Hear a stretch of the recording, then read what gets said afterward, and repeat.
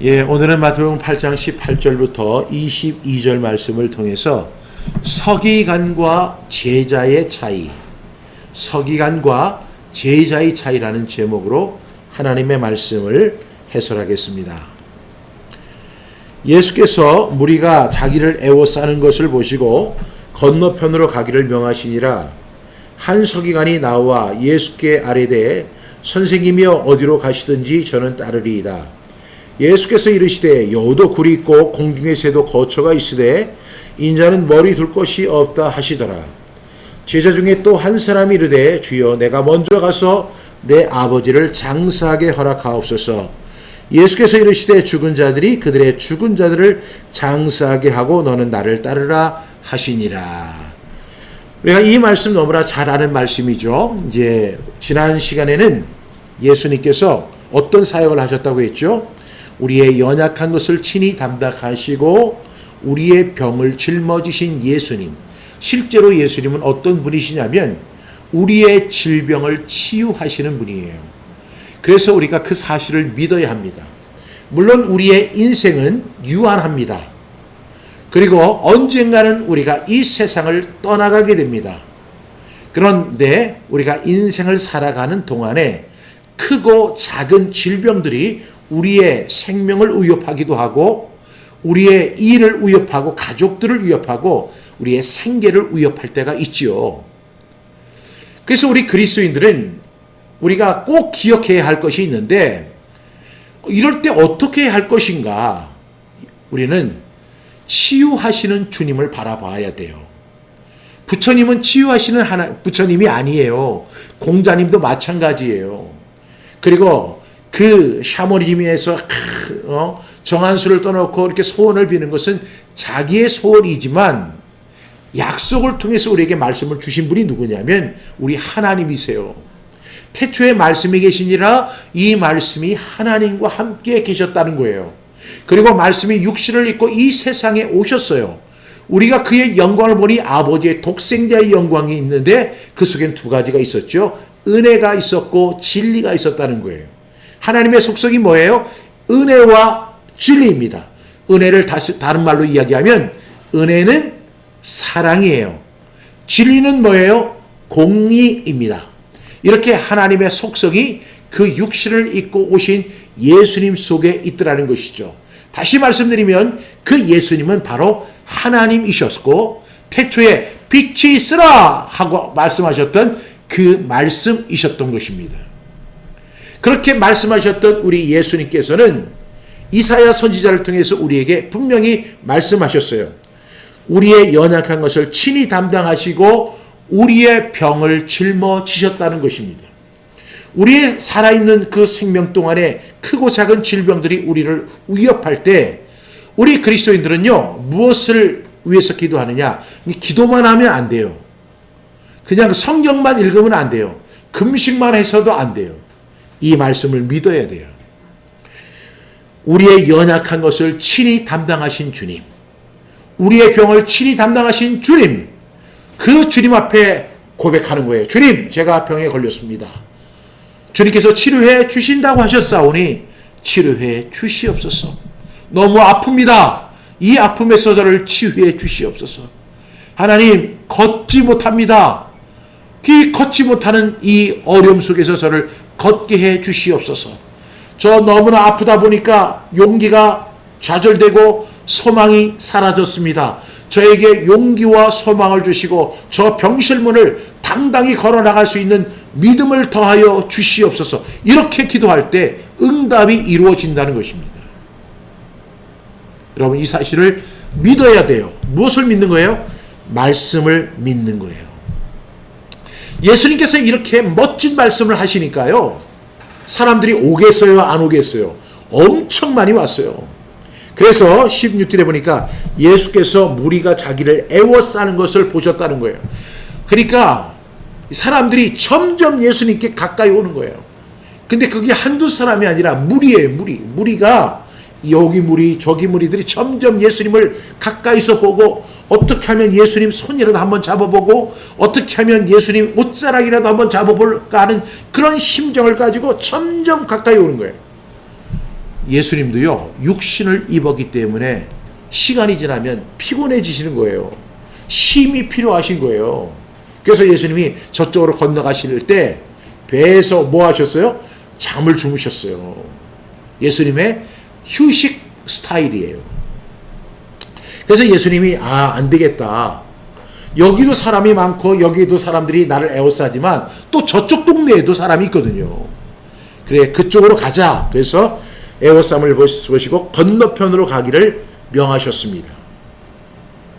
그렇게 이제 이동을 하려고 딱 하는데 갑자기 한 서기관이 나와서 예수님 앞에 이렇게 이야기합니다.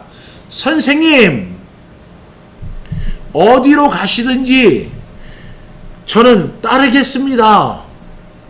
예수님께서 병을 고쳐주시고 귀신들을 쫓아내시고 나병 환자를 고치시고 그리고 그 열받아 있는 베드로의 장모를 진정시키시고 다시 사역의 현장으로 이렇게 세워주시고 하는 그런 모습을 보니까 이분 정말 보통 사람이 아니다. 보통이 아니다. 내가 서기관이야. 내가 그 어떤 사람들보다 성경을 많이 알고 성경을 많이 암송하고 성경을 두루마리로 이렇게 쓰는 사람이 있기 때문에 나는 그 어떤 사람보다도 성경적 지식이 엄청 많은 사람이야. 그런데 내가 이렇게 성경적 지식이 많은 사람임에도 내가 저분이 하는 걸 보면 성경에서 얘기했던 메시아하고 많이 비슷한 것 같대. 그래서 내가 저 사람 한번 따라가 봐야 되겠다. 근데 내가 따라간다고 해도 저분이 허락을 안 하면 안 되니까 내가 저분에게 좀 아부 좀 해야 되겠다. 이렇게 하면서 살짝 아부성 발언을 합니다. 그것이 뭐냐면 한 서기관이 나와 예수께 아뢰되 정중하게 말하는 거예요. 그러면서 선생님이여 이렇게 이야기합니다. 선생님이여. 그러더니 어디로 가시든지 저는 따르리이다. 이렇게 이야기합니다. 어디로 가시든지 저는 따르리이다. 예전에 부름받아 나서리 몸 어디든지 가오리다. 아골골짝 빈들에도 복음 들고 가오리다. 그 찬양을 부를 때 우리는 힘이 불끈불끈 났어요. 신학교 때. 아골골짝 빈들에도 복음 들고 가오리다 하면 그냥 막 힘이 나고 그랬는데 나중에 4학년 정도 되니까 이렇게 노래를 바꿔서 부르는 사람이 있었어요. 골라 골라 가오리다 이렇게 바꾸더라고요. 아골골짝 빈들에도 가겠다고 하는 사람들이 부름받아 나서리 몸 어디든지 가오리다. 이 어디든지라는 속에는 뭐가 있냐면 좋은 것도 있지만 대부분 나쁜 것을 얘기하는 거예요. 험지도 가겠다는 얘기잖아요. 근데 이제 4학년 정도 되니까 머리에 그 이상한 것이 들어가지고 부름받아 나서니 몸 골라 골라 가오리다 이렇게 바뀌더라고요. 그런데 이 서기관은요 어떻게 이야기를 하느냐. 주님이 어디로 가시든지 내가 쫓아가겠습니다. 주님이 좋은 데 가도 제가 따라가고요. 그리고 뭐 그냥 일반적인 곳을 가도 내가 가고 주님이 험지로 가도 저는 따라가겠습니다. 이게 이렇게 얘기를 할 때 이 서기관의 마음속에는 무슨 마음이 들어있냐면 이 정도 얘기하면 감동받으시겠지? 이 정도 얘기하면 그래? 그러면 따라와 주세요. 뭐 이렇게 하겠지? 이런 착각을 한 거예요. 왜냐하면 이 서기관이 지금 예수님께 나와서 선생님이여 어디로 가시든지 저는 따르겠습니다. 여러분 굉장히 좋은 말 같은데 좀 아부가 들어있는 것 같지 않아요? 그리고 그 아부성 발언도 있지만 이 서기관의 입장에서 볼 때는 자기만의 다른 목적이 있는 것 같아요. 분명한 것 같아요. 예수님이 그 서기관의 마음을 아실까요? 모르실까요? 아시죠. 사람은 사람의 그 마음을 잘 몰라요. 열 길 물속을 알아도 한 길 사람 속은 모르는 거예요.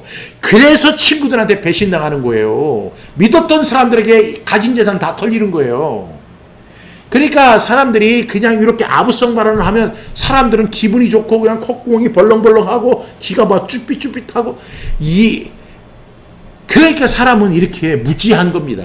그냥 조금만. 그러니까 사기꾼들의 그 말이 얼마나 유리합니까? 그냥 형님 이렇게 하면서 형님 제가 어디든지 제가 따르겠습니다. 뭐 이렇게 하니까 갑자기 자기가 뭐가 된 줄 알고 그래가지고 그래 동생 같이 한번 가봅세 하니까 그 동생이 돈 갖고 튀어버렸어요. 이런 일들이 비일비재하잖아요. 이 서기관에게는 두 가지가 있는 거예요. 아부성, 그 다음에 자기만의 목적성이 분명히 함축되어 있었어요. 사람은 몰라요. 그러나 예수님은 아셨어요. 그래서 이 사람이 추구하는 것이 뭔지, 이 사람이 목적하는 것이 무엇인지를 알고 이렇게 대답하십니다. 20절 예수께서 이르시되 여우도 굴이 있고 공중의 새도 거처가 있으되 인자는 머리 둘 곳이 없다 하시더라. 여러분, 여우도 굴이 있어요. 여기서 여우가 헤롯을 의미하는 것일 수도 있지만 일반적으로 그냥 우리가 자연계에서도 보면 여우도 굴이 있죠. 자기만의 굴이 있죠. 그 다음에 공중의 새도 거처가 있어요. 그런데 예수님은 머리 둘 곳이 없다고 하시는 거예요. 이 사람은 생각할 때 예수님을 따라가면 뭔가를 얻을 수 있어. 예수님을 따라가면 뭔가 혜택이 있을 수 있어. 저렇게 능력 있고 저렇게 병을 잘 고치고 저렇게 귀신들을 다 쫓아내시고 저렇게 마음 상한 사람들을 다 치유하시는 저분에게는 뭔가가 있어. 콩고물 분명히 있다고. 혹시 여러분 그런 이유로 예수님 믿은 거 아니에요? 제가 아는 많은 사람들이 예수를 믿는 동기가 바로 그런 콩고물을 바라고 예수 믿는 사람들이 많아요. 나 예수님처럼 살고 싶어요. 예수님을 닮고 싶어요. 예수님이 가신 그 길을 나도 가고 싶어요. 이런 게 아니라 예수 믿으면 복 받는데, 예수 믿으면 콩고물 떨어진대, 예수 믿으면 지옥 안 가고 천국 간대, 예수 믿으면 자식들이 잘 된대, 예수 믿으면 집안이 복을 받는데, 그런 콩고물 때문에 예수님을 따르는 사람들이 있을 수 있습니다. 그런데 그런 사람에 대해서 예수님 이렇게 얘기하세요. 니들이 추구하는 거, 니들이 계획하는 거, 니들이 생각하는 거 다 의미 없다. 차라리 여우한테 가서 그 여우굴에서 살든지 공중의 새 그 거처에 가서 같이 살든지 하는 게 유익하지, 나 따라와봤자 국물도 없어. 이렇게 이야기하시는 거예요. 이 말씀은 뭐예요? 거절입니다. 리퓨즈한 거예요. 예수님이 그 서기관이 선생님 어디로 가시든지 저는 쫓겠습니다. 그랬더니 예수님이 리퓨즈를 하신 거예요. 가, 따라오지 마. 이렇게 말씀하십니다. 그런데 또 한 사람이 이렇게 이야기합니다. 21절 제자 중에 또 한 사람이 이르되 주여 내가 먼저 가서 내 아버지를 장사하게 허락하옵소서. 그런데 여기는 아까 이 사람은 직업이 뭐예요? 서기관인데 또 한 사람은 뭐냐면 제자 중에 한 사람이에요. 다시 말하면 제자라는 얘기예요. 이 제자가 예수님, 제가 예수님 따라갑니다. 근데 내가 먼저 가서 우리 아버지가 돌아가셨는데 아버지의 장례 치르고 제가 빨리 와서 예수님 따르겠습니다. 이렇게 이야기를 하는 거예요. 그때 예수님께서 그 제자에게 이렇게 말씀하십니다. 예수께서 이르시되 죽은 자들이 그들의 죽은 자를 장사하게 하고 너는 나를 따르라 하시니라. 제가 어렸을 때 성경을 많이 읽었거든요. 그런데 제가 주님의 마음을 알 리가 있나요? 제 입장에서 성경을 읽었으니까. 제 주관적인 입장에서 성경을 읽다 보니까 저는 이 마태복음 8장 22절이 저한테 큰 시험이 되더라고요.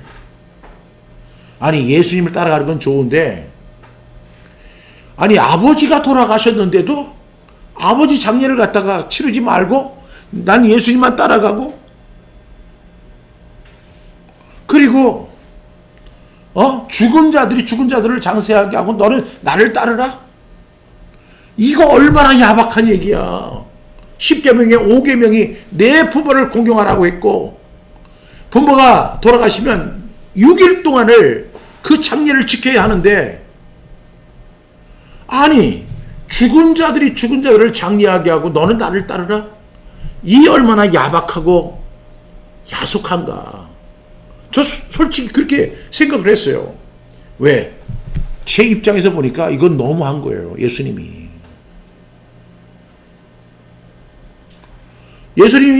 너무, 예수님 사역도 중요하고 예수님이 하시는 일도 위대하지만, 아니 뭐 우리 아버지가 뭐 10명 있는 것도 아니고 단 한 명 있는 아버지인데 그 아버지 한 번 돌아가시는데 그것도 못 가게 하고, 뭐 죽은 자들을 장례하게 하고 너는 나를 따르라.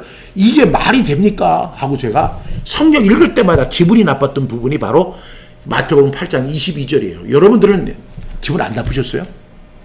여러분들이 기분 안 나빴다면 여러분 둘 중에 하나예요. 하나는 여러분들이 마음이 엄청나게 넓은 사람들이고, 또 그게 아니면 여러분들은 성경을 대충 읽은 거예요. 여러분은 어떤 사람이세요? 근데요, 제가 얼마 전에 기사를 읽었는데, 우리나라의 그 프로야구 이제 선발팀이 이렇게 국가대표를 해가지고 항저우에 가서 야구를 했대요. 근데 그 야구팀의 국가대표로 선발이 된 투수가 있는데, 그 투수가 오늘 공을 던지기로 했는데 그날 아침에 아버지가 돌아가신 거예요. 그 소리를 전화를 통해서 그 아들이 들었어요. 눈물을 뚝뚝뚝 흘립니다. 돌아가신 아버지를 못 뵀으니까. 근데 오늘은 그 대만을 상대로 해서 공을 던져야 하는 날이에요. 그리고 그것을 위해서 지금 15일 동안을 갖다가 몸을 이렇게 맞춰왔어요. 거기에 맞춰 훈련을 해왔어요. 근데 아침에 아버지가 돌아가셨다는 이야기를 들어요. 누구도 뭐라고 하지를 못합니다. 지금 당장 비행기를 타고 한국에 가서 장례식을 치르는 일을 해도 되고, 그렇게 한다고 해도 코칭 스태프가 아무 말을 못해요. 또 이 투수가 제가 반드시 우승해서 우승 트로피를 갖고 그때 아버지를 찾아뵙겠습니다, 이렇게 한다고 해도 아무도 말을 못하는 거예요. 선배들도 후배들도 코칭 스태프도 절대로 얘기를 못하고 같이 그 아버지를 위해서 묵념을 했어요. 묵념이 끝나자 그 아들의 눈에서 눈물이 뚝뚝 떨어지면서 이렇게 이야기하는 거예요. 아버지가 한국에 있어서 제 모습을 보면 더 좋겠지만 이제 아버지는 하늘에서 저를 보실 거라고 믿어요. 그래서 저는 오늘 하늘에서 아버지가 저를 보는 그 기념으로 전력 투구를 하겠습니다, 아버지 꼭 봐주세요 하고 나가서 승리 투수가 됩니다. 저는 이것을 보면서 이렇게 생각을 했어요. 우리가 부모를 공경하는 거 매우 중요한 이야기고, 그리고 또 장례를 치르는 것도 굉장히 중요한 거예요. 그러나 우리에게는 우선순위가 있다는 사실을 예수님은 그 제자에게 상기시켜 주신 거예요. 그래서 오늘 저는 이 두 사람이 나오는데, 이 두 사람의 서기관과 제자의 차이를 저는 이렇게 살펴봤어요. 한 4가지 차이가 있는데, 첫 번째는 이 서기관 그리고 이 제자의 차이가 뭐냐. 첫 번째는 호칭이 달랐다는 거예요. 예수님에 대한 호칭. 여러분, 이 서기관은요, 예수님을 뭐라고 부르냐면, 한 서기관이 나와 예수께 아뢰되 선생님이여 이렇게 이야기합니다. 디다스칼로스 이렇게 이야기합니다. 디다스칼로스. 이 얘기는 뭐냐면, 그 당시에 랍비들이라고 하는 제자들이 있었잖아요. 랍비. 그 랍비와 같은 거예요. 그러니까 아주 유능한 랍비예요. 랍비 중에도 여러 랍비들이 있는데, 유능한 랍비들이 있어요. 그 중에 한 유능한 랍비로 예수님을 이해했던 거예요. 그런데 그 제자는요, 예수님을 그렇게 부르지 않습니다. 21절 한번 보겠습니다. 제자 중에 또 한 사람이 이르되 주여 이렇게 이야기합니다. 주여. 이것은 키리오스예요. 키리오스. 주님이라는 거예요. 주인이라는 뜻이에요. 내 왕이라는 뜻입니다. 여러분, 지금 예수님을 따라가는 두 부류의 사람이 있는데, 한 부류는 어떤 사람이냐면 예수님을 선생님으로 따라가는 사람이에요. 또 한 사람은 어떤 사람이냐면 예수님을 주인으로, 왕으로, 주님으로 따라가는 사람이에요. 여기에 차이가 있는 거예요. 예수님은 이 차이를 너무나 잘 아셨다는 거예요. 그리고 이런 차이를 통해서 한 사람에게는 refuse, 한 사람에게는 follow me, 날 따라와라, 이렇게 말씀하시는 장면을 볼 수가 있습니다. 두 번째로 이 서기관과 제자의 차이는요, 물론 이 호칭에 대해서 조금만 더 한다면 그 중요한 이유가 있어요. 제가 이렇게 길을 걸어가면 사람들이 아저씨 이렇게 불러요.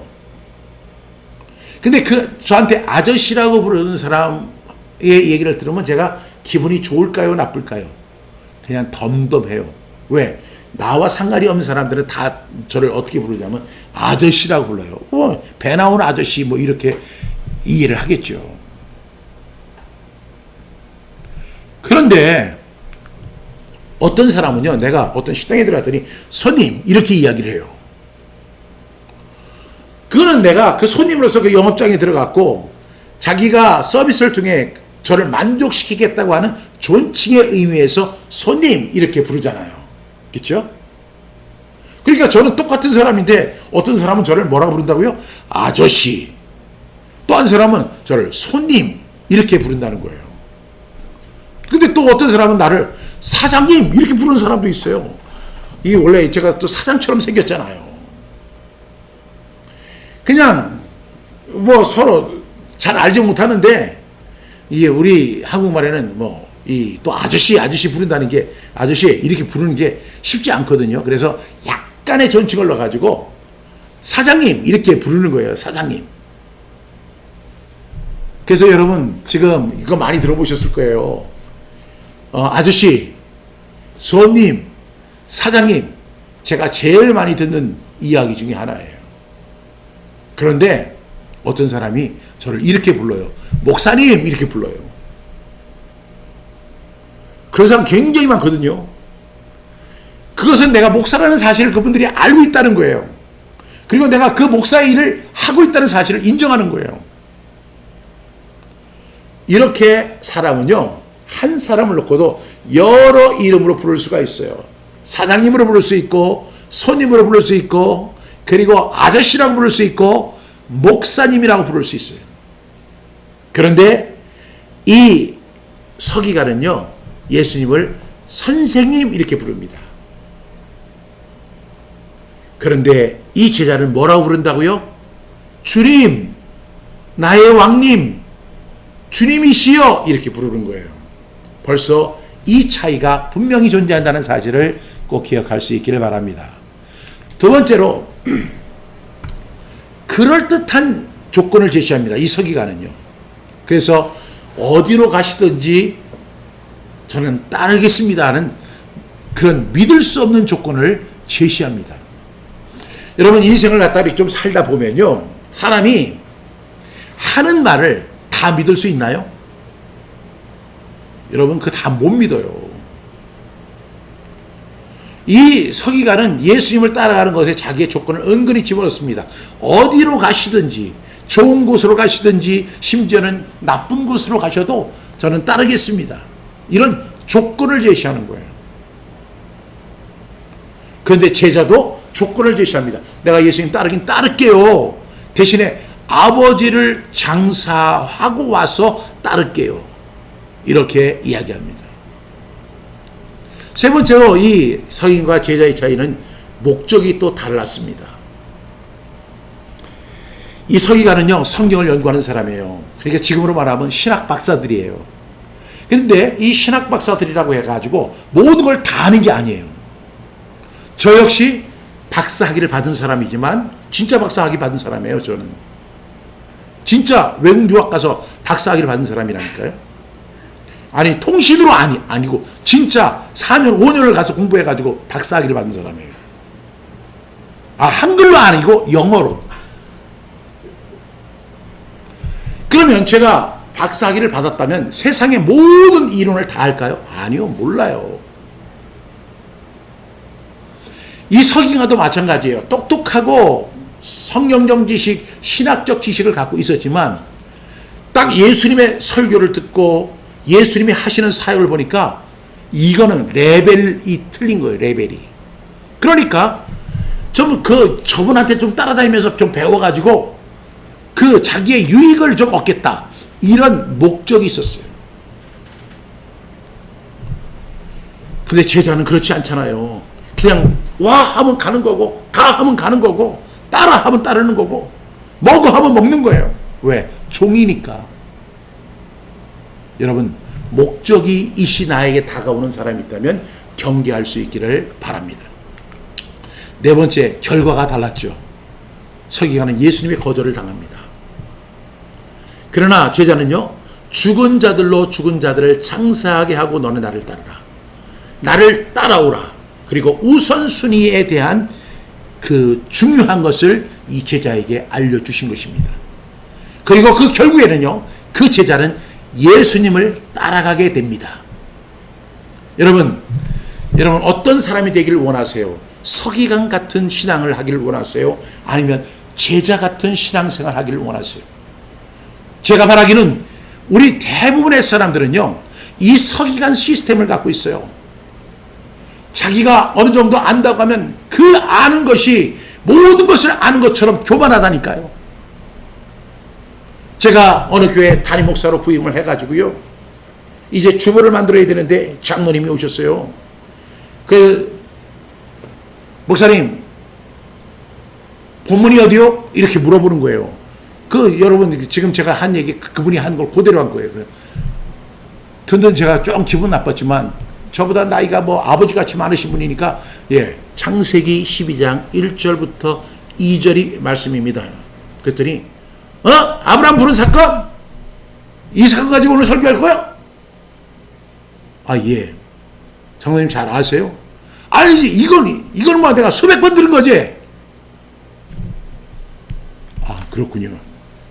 그러면 제목은 뭐라고 할 건데? 너는 복이 될지라. 아니요, 복의 근원이 될지라. 이렇게 해야 돼요. 그럼 장로님 말씀대로 복의 근원이 될지라 그렇게 해주세요. 그리고 나서 돌아섰는데 기분이 엄청 나쁘더라고요. 여러분, 교만하지 마세요. 성경 10번 읽은 사람이 제일 무서운 거예요. 성경 10번 읽으면 성경을 다 아는 것처럼 생각합니다. 자신이 목사님보다 다른 성도들보다 신학적 수준이 더 높은 것이라고 생각합니다. 여러분, 교만하지 마세요. 그게 자기를 망하게 하는 거라니까요. 그것이 자기를 갖다가 예수님께 거절당하게 하는 요소가 된다니까요. 그렇게 하지 마세요. 겸손하세요. 성경을 100번을 읽어도 1000번을 읽어도 10,000번을 읽어도 겸손하세요. 아는 척하지 마세요. 서기관은 성경에 대해서 정말 너무나 잘한다고 생각했지만 결국에는 예수님의 거절을 당할 수밖에 없는 처지가 된다고요. 겸손해야 돼요. 반면에 제자는 겸손했잖아요. 예수님이 너는 나를 따르라. 결국에는 제자는 예수님을 따르게 됐어요. 내 생각도 있고요, 내 판단도 있고, 내 상식도 있고, 내 가치관도 있고, 내 철학도 있어요. 그거 없는 사람 어디 있어요? 그런데 하나님의 말씀 앞이라면 내려놓으세요. 그리고 겸손하세요. 들으세요. 내가 비록 어떤 목사님의 설교를 통해서 10부터 9까지는 다 안다 하더라도 하나는 모를 수 있잖아요. 그 하나를 아는 것이 하나님의 뜻이에요. 우리는요, 이 서기관 같은 신앙생활 절대로 하면 안 돼요. 물론 저와 여러분은 서기관 같은 실력도 없지만, 실력도 없이 서기관 같은 신앙 자세를 갖는다는 것은, 그것은 자기를 죽이고 멸망시키는 도구밖에 안 된다는 사실을 분명히 알아야 돼요. 성경 많이 알고 교회 오래 다니고 신앙생활 오래 하고 겸손하세요. 장로님들이 겸손하셔야 돼요. 권사님들이 더 겸손하셔야 돼요. 물론 젊은 목사가 이렇게 설교하면 미숙해 보이는 것도 있죠. 그러나 하나님께서 그분을 통해서 주시는 말씀이 있다니까요. 그걸 서기관처럼 이용하려고 하고 자기 유익을 구하는 그런 목적의식에 사로잡히면 안 돼요. 주님 말씀하시면 내가 나아가겠습니다. 주님 말씀하시면 내가 서겠습니다. 내가 주님 말씀하시면 앉겠습니다. 주님 말씀하시면 따르겠습니다. 이렇게 제자 중에 키리오스, 이렇게 고백할 수 있는 저와 여러분 다 되기를 주님의 이름으로 축복합니다. 기도하겠습니다. 하나님 아버지 감사합니다. 오늘 서기관과 제자의 차이를 우리가 함께 나누었습니다. 하나님, 우리 서기관 같은 신앙인 되지 않게 해주시고 제자와 같이 주님의 말씀이라면 팥으로 메주를 쓴다 해도 따를 수 있는 그런 사람들 되게 해 주시옵소서. 겸손하고 배우고 주님의 일에 열심인 우리 모두 되도록 주님 우리의 마음을 낮추어 주시옵소서. 감사드리며 예수님의 이름으로 기도드리옵나이다. 아멘.